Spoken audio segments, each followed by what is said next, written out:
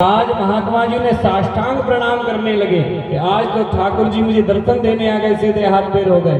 और जैसे ही स्पर्श महात्मा जी का हाथ का उन ठाकुर जी की मूर्ति में हुआ तो फिर भगवान के हाथ पैर टेढ़े हो गए। फिर से हमारे ठाकुर जी टेढ़ी टांग वाले। बोलो राधे राधे।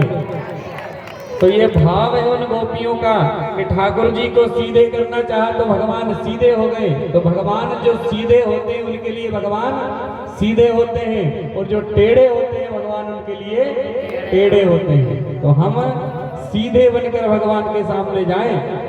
भाई पूतना थी तो टेढ़ी पर सीधी बनकर गई थी, कपट का रूप धारण करके, तो भगवान ने नाक कान काट लिए। इसलिए हमें भगवान के आगे कपट भेष रख सीधे बनकर ही जाना है, नहीं तो हम अंदर से तो टेढ़े हैं और सामने जाकर भगवान को सीधा दिखाएं तो भगवान हमें पहचान लेते हैं। एक गोपी और थी भगवान की, दिन भर भगवान का नाम जपती थी। वृंदावन दही बेचने जाती थी मथुरा। भक्तों के चरित्र भी बीच बीच में श्रवण कर लेना चाहिए, क्योंकि हमारे प्रति भगवान के प्रति भाव जागृत होते हैं कि कितने दयालु हैं भगवान। इसलिए और भागवत क्या है? भक्तों के चरित्र ही भागवत है। तो एक गोपी थी, दही बेचने जाती थी।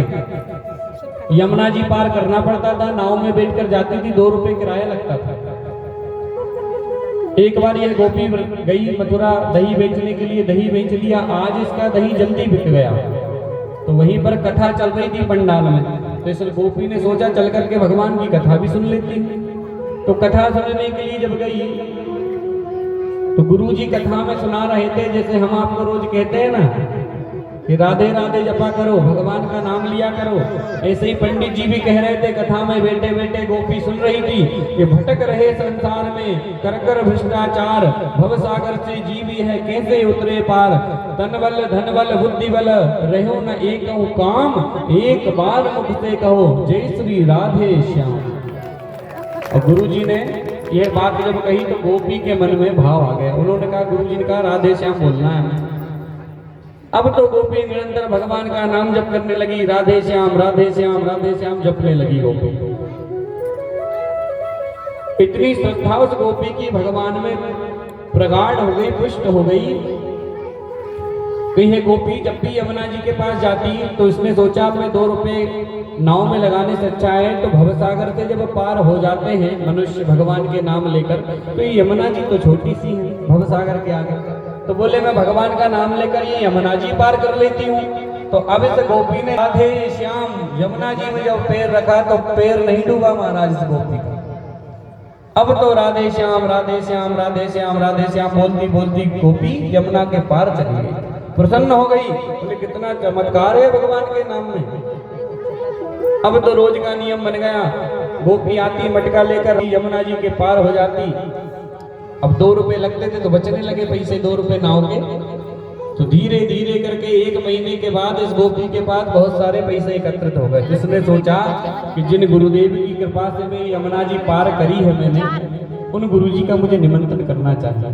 अरे उन गुरुजी का धन्यवाद तो कर दूं निमंत्रण करके, एक बार भोजन करा के कि गुरुजी बहुत अच्छा मंत्र दिया था आपने, जो मैं यमुना जी पार हो जाती हूँ उस मंत्र के जाप से। तो गोपी गई, गुरुजी कथा चल रही थी पास के ही गांव में।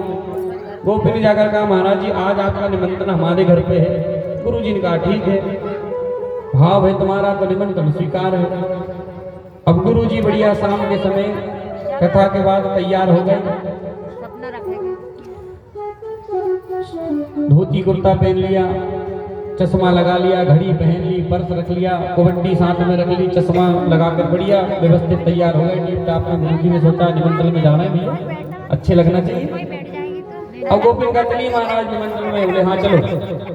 अब गए दोनों यमुना जी के किनारे पे पहुंचे तो गोपी जिधर नाव घाट जिधर नाव चलती है उधर तो नहीं ले जाए, इधर ले जाए अपोजिट साइड जिधर घाट नहीं है, नाव नहीं है। गुरुजी ने को लगा ये इधर जाने की जगह इधर जा रही है, अरे नाव तो उधर है, पार होने के लिए नाव में बैठना पड़ेगा।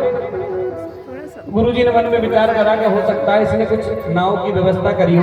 आजकल प्रचलन चलता है पर्सनल गाड़ी से आए, निमंत्रण पर्सनल गाड़ी बुलाओ तब जाकर जाएंगे। तो गुरुजी को लगा कुछ नाव की व्यवस्था करी होगी, गुरुजी बिठा कर ले जाऊंगी तो उधर जाने लगे। गुरुजी ने कहा चलो नाव में बैठ कर चलेंगे। अब जैसे ही पहुंचे तो वहां पर तो ना नाव थी ना कुछ। गुरुजी ने सोचा भैया हम यमुना जी पार कैसे करेंगे? तो गोपी ने कहा गुरुजी आप चिंता मत करो, बस आप तो राधे श्याम बोलो। गुरुजी ने मन में बड़ा अटपटा लगा, बोले राधे श्याम बोलने से कोई नर्मदा यमुना जी पार होते हैं क्या? अब गोपी ने जाकर के जो राधे श्याम बोला और राधे श्याम कर कर जब यमुना जी में पैर रखा तो पैर नहीं डूबा। गुरुजी आश्चर्य से भर गए। गुरुजी को लगा कि थोड़ा बहुत पानी होगा यहाँ पर, इसलिए इसका पैर नहीं डूबा। तो गुरुजी ने जैसे ही पैर बढ़ाया तो गुरुजी तो घुटने तक अंदर चले गए यमुना जी में। अब गोपी कह रही गुरुजी राधे श्याम बोलो, गुरुजी राधे श्याम नहीं बोले। जो दूसरा पैर बढ़ाया तो कमर तक पानी गुरुजी के, और तीसरा पैर बढ़ाया तो गले तक आ गया। अब तो गुरुजी घबरा गया, बोले ये तो भूतनी है। अब गोपी कह रही है गुरुजी आप राधे श्याम बोलो। अब राधे श्याम बोलेंगे तो नहीं डूबेंगे, और गोपी यदि बोलना बंद कर दे राधे श्याम तो गोपी डूब जाए। तो वह बोल कुछ नहीं बोल सकती, केवल इतना ही कह रही है कि गुरुजी बोलो राधे श्याम, गुरुजी बोलो राधे श्याम, गुरुजी बोलो राधे श्याम, गुरुजी बोलो राधे श्याम, गुरुजी बोलो राधे श्याम, गुरुजी बोलो राधे श्याम। गोपी कह रही है गुरुजी आप राधे श्याम बोलिए। यदि राधे श्याम बोलोगे तो बेचारी गोपी और कुछ नहीं कह पारी, केवल इतना ही बोल रही है कि गुरुजी केवल आप तो राधे श्याम बोलो। तो गुरुजी के गले गले तक पानी आ गया और गोपी बड़े भाव से कह रही है गुरुजी बोलो राधे श्याम, गुरुजी बोलो राधे श्याम, गुरुजी बोलो राधे श्याम, गुरुजी बोलो राधे श्याम। और गुरुजी कह रहे हैं गोपी से अरे तू मुझे छोड़ दे। गुरुजी को लगा ये कोई भूतनी है, अरे ये यमुना जी में डूब नहीं रही, हम डूब ही जा रहे। तो गुरुजी कहते हैं तू मुझे छोड़ दे, पैसा ले ले, चश्मा ले ले, बटुआ ले ले, सब ले ले, पर मुझे छोड़ दे मेरे प्राण। तो गोपी कुछ नहीं कहे, गोपी कहे बस गुरुजी बोलो राधे बोलो राधे श्याम। अब गोपी ने जब भी हाथ नहीं छोड़ा गुरुजी का, गुरुजी बेचारे घिसाते जा रहे हैं पानी में, ठंडा पानी यमुना जी का। गुरुजी कहते हैं कि मेरा बेटा थाना रहे तुझे पकड़वा दूंगा पुलिस से, पर तू मुझे छोड़ दे। गोपी नहीं छोड़ रही, और यदि बोलना बंद कर दे तो गोपी डूब जाए जल में। तो अब गुरुजी ने जब गोपी ने नहीं छोड़ा तो गुरुजी ने भगवान को याद करा, और गुरुजी राधे श्याम नहीं बोल रहे तो क्या कह रहे हैं गुरुजी? बचाओ राधा